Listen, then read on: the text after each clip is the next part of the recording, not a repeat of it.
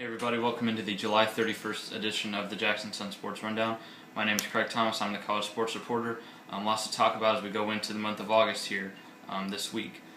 Going into the month of August, not a surprise that high school football is a big thing that we're talking about. We're actually wrapping up about a month-long series that sports editor Brandon Shields has been doing, kind of looking at all 32 teams in the Jackson Sun coverage area. And the final team is Haywood. Haywood is going to be the last team to get featured here this summer before we get into some other preview stuff and into the actual season.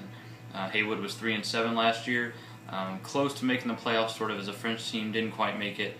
They got a new coach this year, so obviously some changes over there in Brownsville. And Haywood will have some pretty tough teams they'll have to play. So it'll be quite a challenge for them, but it sounds like they're pretty geared up for it. So obviously, I'm sure there's a lot of excitement for the Haywood football program. Got plenty of other things going on. Michael Odom has a high school golf preview because that's going to get going here pretty soon. Brandon has a column on a conversation he had last week back at OVC Media Days with the athletic director at UT Martin, Phil Dane.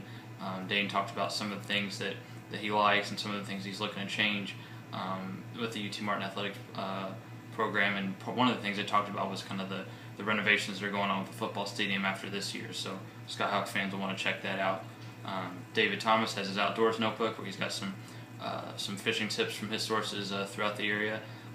If you're into fishing out on the various lakes and things like that, definitely something you want to check out. He's also got a little shout out to the Bethel Bass fishing team, which has found some more success again. So definitely something to check out there. Jackson Generals are still in town. They're playing the Huntsville Stars. They finally got a much needed win last night. They're in fourth place right now in the North Division of the Southern League. So still kind of hanging around. They're a little bit under 500, but there's definitely still in it as far as relevant games toward a playoff push here late in the year. They're doing better than they did in the first half, at least. So there's some excitement there for sure. And in fact, actually, one of the guys playing for the Huntsville Stars is Eric Patterson, and he and his brother Corey have some familiarity with Jackson minor league baseball from back in the Diamond Jacks days when they were pretty big prospects for the Cubs. They've gotten a little older now, but Eric's still hanging around in the minor leagues, and so we may try to talk to him later this week. There's plenty of baseball nationally as well.